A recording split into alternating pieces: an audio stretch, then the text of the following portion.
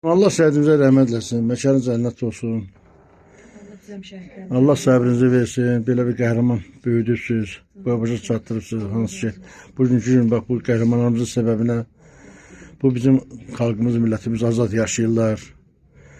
Onların səbəbinə böyük pisat qururlar, şənliklər keçirdirlər, şəhidlərimizə daim anılırlar. Şəhidlərimiz bizim üçün ölmür, şəhidlərimiz daim yaşayır, onların məkanı cənnətdir. Bizim üçün həqiqətən də ağır iş olmağına baxmayaraq biz qürurlu olmalıyıq. Elə də siz şəhidimiz barəsində qısa bir məlumat verərdiniz.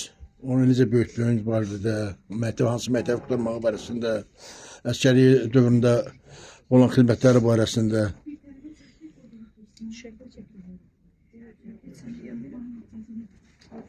Çətin dağılır. Qızım, bəlkə siz danışırsınız. Qardaşınız barədə bəlkə məlumat verirsiniz qısa. Özünüzü təqdim edin. Adım Rəqsanə Nəsibova, Akşinin bacısıyam. Akşin ailəmizin son uşağı idi. Tək qardaşım idi. Evdə yaşı sizdən kiçik idi?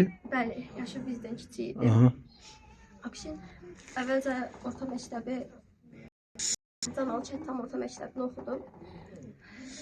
Sonra oranı bitirdikdən sonra Qazax Dövlət Sosial-İqtisad Kollecində mühasibat fakültəsini oxudu. Sonra da 2022-ci ildə əskəriyə getdi. Əvvəlcə Gəncədə oldu, daha sonra da Bakıda xidmət edirdi. Gəncədə 777 sayılar bizə də keçdi təlimlərini. Sonra da 2023-də 19 sentyabr antiterror əməliyyatlarının şəhidlik zirvəsinə uzaldı.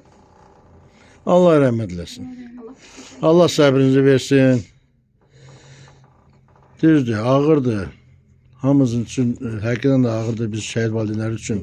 Həm və bir tərəfdən də qürurlu düşür. Çünki yenə deyirəm, bu şəhidlərimizin səbəbinə bugünkü günü bu xalqımız, millətimiz, elimiz, obamız şad, xoşbəxt firaman yaşayırlar.